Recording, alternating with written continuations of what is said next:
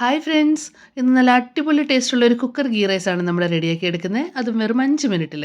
അപ്പോൾ ഞാനിവിടെ നമ്മുടെ വയനാടൻ കൈമ ആ അരിയാണ് എടുത്തിട്ടുള്ളത് കേട്ടോ. അതൊരു 2 കപ്പ് ഞാൻ അരമണിക്കൂർ വെള്ളത്തിലൊന്ന് സോക്ക് ചെയ്ത് വെച്ചിട്ടുണ്ട്. അപ്പോൾ ബസ്മതി റൈസ് ഇഷ്ടമെങ്കിൽ നിങ്ങൾക്ക് അത് എടുക്കാം കേട്ടോ. ഇപ്പോൾ ഒരു കുക്കറിലേക്ക് ഞാൻ കുറച്ച് നെയ്യ് ഒഴിച്ചു കൊടുക്കാൻ പോവുകയാണ്. ആ നെയ്യ് നന്നായിട്ടൊന്ന് മെൽട്ടായി വരട്ടെ. അതിലേക്ക് നമുക്കപ്പോൾ ഹോൾ സ്പൈസസ് വേണം ചേർത്ത് കൊടുക്കാനായിട്ട്. ഇതിലിപ്പോൾ ഈ നമ്മൾ ചേർത്ത് കൊടുത്തിട്ടുള്ളത് കറുവപ്പട്ട, ഗ്രാമ്പു, ഏലക്ക, പിന്നെ സ്റ്റാർ അനൈസ് ഉണ്ട്, പിന്നെ ഒരു ബേ ലീഫ്, പിന്നെ കുറച്ച് പെരുംജീരകം അത് ഞാൻ ചേർത്ത് കൊടുക്കുന്നുണ്ട്. വലിയ ജീരകമാണ് അത് കരിഞ്ഞ് പോകാതെ നമുക്ക് നന്നായിട്ടൊന്ന് സോട്ട് ചെയ്തെടുക്കാം.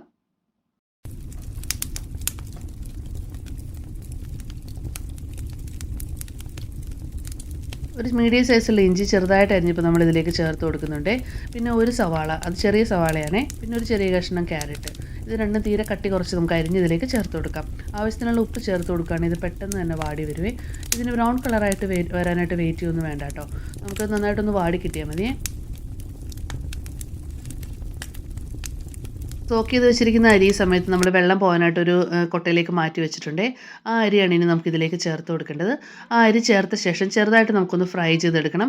ഹൈ ഫ്ലെയിമിലൊന്നും വെക്കേണ്ട, ഒരു ലോ ടു മീഡിയം ഫ്ലെയിമിൽ വെച്ച ശേഷം നമുക്ക് നന്നായിട്ട് ഒരു 2 മിനിറ്റ് ഫ്രൈ ചെയ്തെടുക്കണം. അത് കുഴഞ്ഞു പോകാതിരിക്കാൻ വേണ്ടിയിട്ടാണ്. അതിങ്ങനെ ചെയ്യുന്ന സമയത്ത് നമ്മൾ കളർ മാറി പോകാതിരിക്കാൻ ശ്രദ്ധിക്കണേ. തീ കൂട്ടി വെച്ച് കഴിഞ്ഞാൽ അരിയുടെ നല്ലൊരു നിറം ഉണ്ടല്ലോ, അതൊക്കെ അങ്ങ് പോവേ. അരി ഫ്രൈ ആയി വരുന്ന സമയം കൊണ്ട് നമ്മൾ വേറൊരു അടുപ്പിൽ കുറച്ച് വെള്ളം തിളപ്പിക്കാനായിട്ട് വെക്കണേ. ഒരു ഗ്ലാസ് അരിക്ക് 1.5 ഗ്ലാസ് വെള്ളം നല്ല കണക്കിൽ വേണം നമ്മൾ തിളപ്പിച്ചെടുക്കാനായിട്ട്. ആ വെള്ളത്തിലേക്ക് നമ്മളിനി പ്രത്യേകിച്ച് ഉപ്പൊന്നും ഇപ്പോൾ ചേർക്കേണ്ട ആവശ്യമില്ലേ. ഇനി തിളച്ച വെള്ളം വേണം നമ്മൾ ഇതിലേക്ക് ഒഴിച്ചു കൊടുക്കാനായിട്ട്.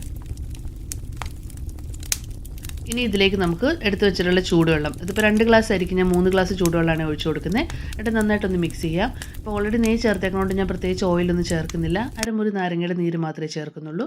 അതിനുശേഷം കുക്കർ അടച്ചിട്ട് നമ്മൾ ഒരു വിസിൽ വരുന്നവരെയാണ് മീഡിയം ഫ്ലെയിമിൽ വെച്ചിട്ട് വേവിക്കാൻ പോകുന്നത്. ആ വിസിൽ വന്ന അപ്പം തന്നെ ഗ്യാസ് ഓഫ് ചെയ്യണം. എന്നിട്ട് നമ്മൾ അതിൻ്റെ പ്രഷർ കളയാൻ പാടില്ല. അത് അവിടെ ഇരുന്ന് തന്നെ അതിൻ്റെ എയർ പോയിട്ട് അതിൻ്റെ വൺസ് ആ കംപ്ലീറ്റ് എയർ പോയ ശേഷം മാത്രമേ നമ്മൾ കുക്കർ തുറന്ന് നോക്കാൻ പാടുള്ളൂ. അപ്പോൾ അതിൻ്റെ പ്രഷറൊക്കെ പോയിട്ടുണ്ട്. നമുക്ക് തുറന്ന് നോക്കാം. അതിപ്പോൾ നല്ലോണം വെന്ത് വന്നിട്ടുണ്ട്, ഒട്ടും തന്നെ കുഴഞ്ഞിട്ടില്ല. ഞാനിതൊരു ഫോർക്ക് കൊണ്ടൊന്ന് നിങ്ങൾക്ക് കാണിച്ചു തരാം ഇതെങ്ങനെ ഇരിക്കുന്നതെന്ന്. ഇത് കണ്ടോ, ഒട്ടും തന്നെ ഒട്ടിപ്പിടിക്കാതെ നല്ല വിട്ട് വിട്ട് വരുന്നുണ്ട്. ഇതിന് കുറച്ച് സമയം ഇരുന്ന് ഒന്നുകൂടി തണുത്ത് കഴിയുമ്പോൾ കുറച്ചുകൂടി ഒന്ന് ഡ്രൈ ആയിട്ട് വരും കേട്ടോ. അപ്പോൾ നമ്മൾ വലിയ തവിയിട്ട് ആദ്യം തന്നെ ഇങ്ങനെ ഇളക്കാൻ പാടില്ല, കട്ട കൂടി പോവേ. അപ്പോൾ കുറച്ച് സമയം ഒന്ന് ഇതിങ്ങനെ വെക്കുക, അല്ലെങ്കിൽ വേറൊരു പാത്രത്തിലേക്ക് മാറ്റി വെക്കുക കേട്ടോ. അതൊന്ന് ഡ്രൈ ആയി വരുമ്പോൾ നല്ല വിട്ട് വിട്ട് വരും കേട്ടോ. നല്ല അടിപൊളി ടേസ്റ്റാണ്, അതുപോലെ വളരെ എളുപ്പമാണ്. ഇപ്പോൾ ഗസ്റ്റൊക്കെ വരുവാണെങ്കിൽ നിങ്ങൾക്ക് പെട്ടെന്ന് റെഡിയാക്കി എടുക്കാൻ പറ്റുമേ. അപ്പോൾ നിങ്ങൾ എല്ലാവരും ട്രൈ ചെയ്ത് നോക്കണേ. അതുപോലെ നമ്മുടെ ചാനൽ സബ്സ്ക്രൈബ് ചെയ്യാനായിട്ട് മറക്കല്ലേ. താങ്ക്